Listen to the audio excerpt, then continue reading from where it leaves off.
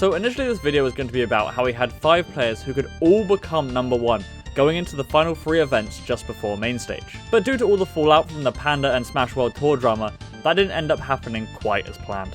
However, now thanks to Ludwig and Wolf coming to bat for the community once again, we're now back to having an extremely hyped last leg, with 3 players still in the running and the potential to go into a last event winner takes all situation, which is not something you see very often in any sport. Now before we start talking about that fight, for documentation purposes of this historic year, and so you can get a better understanding of just how close this title fight has been, let's talk about the 5 that could have been in the run-up to main stage and the December events. I swear this isn't just so the graphics and the whole script I wrote for a video go to waste. I swear. So step 1 in getting you guys in the know is letting you know just how well each player in the top 5 has done this season. That top 5 being Zain, Amsa, Mango, Hungrybox, and Ibdw. But just a quick disclaimer, I'll be saying top 6 a bunch in this video when talking about events because JMUK is clearly a tournament winning threat, but a tournament should be held in higher regard if he's in attendance as well. Speaking of, let's start with Mr. Attendance himself, Hungrybox. New card. What do you think?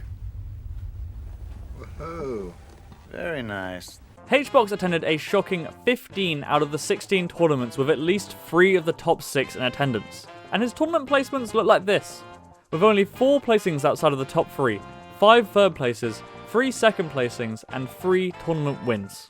One of those wins being Gommel, which had all of the top 6 in attendance. Also from now on, if an event has 5 or more of the top 6 in attendance, I'ma call it a swing win, as it's considered a more quote-unquote valuable win? Anyway, although when he won some were saying it was an easier bracket, I think as the year went on, we all have an understanding that if you have to beat even 2 of these top 6, it's not an easy bracket. And considering he had to beat Ibdw to get this win, one of his biggest demons, I think this is a pretty impressive win. And out of all of these tournaments, he hadn't accumulated any outstanding losses, with his worst loss being KJH. However, where Hungrybox suffered were his head-to-heads, which is a very important part of rankings as well. And with no positive head-to-heads on any of the big players other than JMUK, it wasn't looking the greatest for our former number 1. However, if he could have put 2 wins together and flipped some of those closer head-to-heads at the 3 remaining events, he would definitely have still been in the running.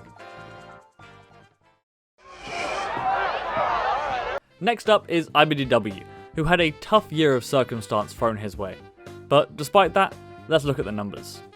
Ibdw attended 10 of the 16 events and started the first half of the year screaming with 3 tournament wins, one of which was a swing win in Summit 13 with only Amsa absent. And after Phantom, he was looking like the favourite for the number 1 spot this year. However, due to surgery and the recovery time, he was absent from events until the big house rolled around, where rust and a bit of rough bracket luck saw him fall out of multiple events to Mango and Zain.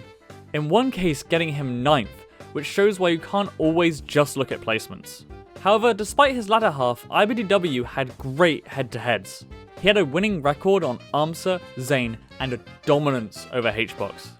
Just looking at head-to-heads, I would say Ibdw definitely had the best spread on the top players. As for losses outside of the top 6, his worst loss was Crudo, but his losses are similar in comparison to the others. If he could have put together a good run or 2 to grab 1 or 2 of those last events, Cody had a great chance at the number 1 spot. Can't find it! It doesn't seem to be on any of these stations! Keep looking. Oh, you're going too slow. Let me take the wheel. It's too fast! How could you even tell what's on? I can tell. Now, someone who had one roller coaster of a year, the kid himself, Mango. Now, how bad and how good has Mango's year been actually? He attended 12 of the 16 events and had also got himself 3 wins with 1 swing win in Summit 14, which had all 6 in attendance. However, he only got himself 2 top 3s. The rest of the events, he fell outside of that, the start of Mango's year being especially rough. However, he's definitely managed to bounce back with a force. And although he still had losing records to Zain and Amsa, they could easily flip. And a dominant record over Ibdw after his previously mentioned head-to-head is a big bonus, as the better he looks, the better Mango looks. I think the big thing holding Mango back, obviously, was the start of his year, as he was having to recoup those losses in the head-to-heads. If he could do it, however, it was looking good for him, as his losses outside of the top 6 aren't as bad as you might think.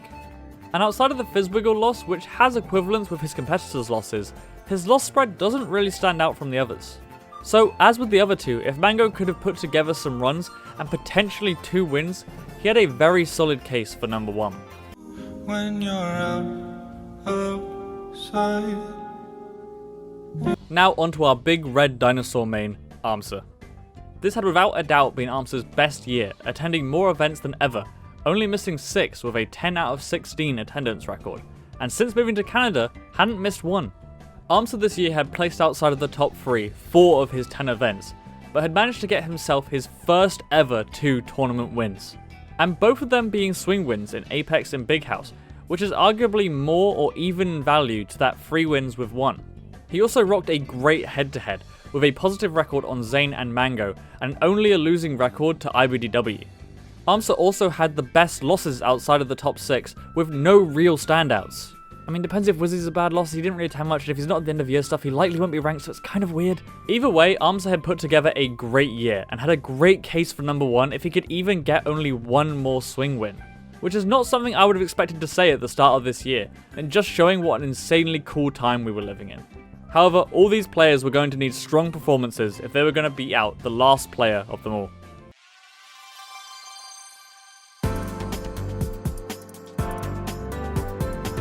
Zain had an almost even attendance record with Hbox, attending 14 out of the 16 events.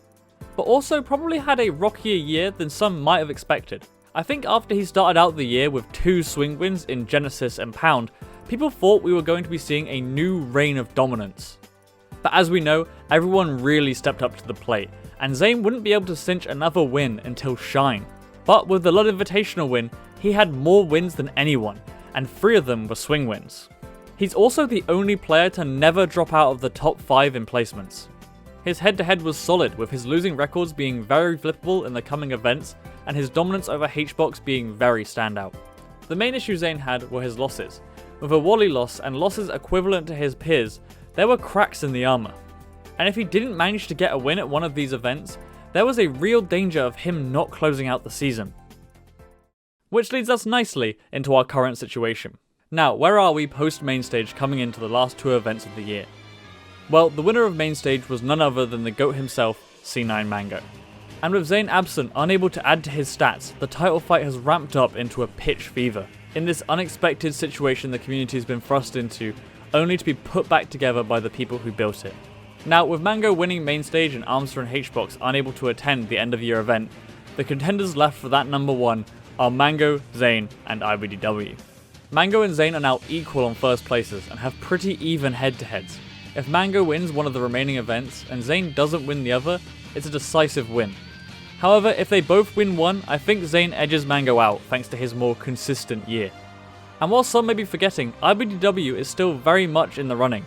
If he pulls off a miracle 2 runs and is able to win both of these events, or maybe only one if the other 2 somehow didn't win another, his head-to-head spread could very much carry him through that first place tie. However, with how strong every player is this year, who knows what could happen at these events. There could be some major upsets to flip the scales. Literally any amount of things could change from now and the end of the year, and it already has. While prepping for this video for the 4th time, something has changed. Zain is now unable to attend Ludwig's event due to a family emergency that does seem pretty serious. However, we don't know if he'll make the WAF event, and to be number 1, Mango does still need to do well at both of these events, or win one to take that first place, so it's still very likely that this will go down to the wire. We can only hope Zain and his family situation gets better for reasons way bigger than this video, and I wish whoever it is a speedy recovery. But the fact that anything could happen right down to the final day of the year is what makes all of this so exciting. As well as the fact that these final 2 events are coming out of the back of some of the most gut-wrenching betrayal in the scene, and Doomers saying things like, and consequences that could even lead to the end of the Smash community. For the community to always see these things and still pick itself back up to deliver the hype that we all wanted to end the year off on is just so beautifully poetic it almost brings me to tears. And honestly, I can't think of a better way to end this chaotic year. Somehow, despite it all, Smash always finds a way. And while it may be cheesy at this point, there is just so much more Melee to be played. And on that note, I'm glad I can now say it positively. But everyone, let's witness some damn history together. It's gonna be so much fun. Thanks for watching the video. If you liked it, please subscribe, it helps out so much. A lot of research went into this, so I'd greatly appreciate it.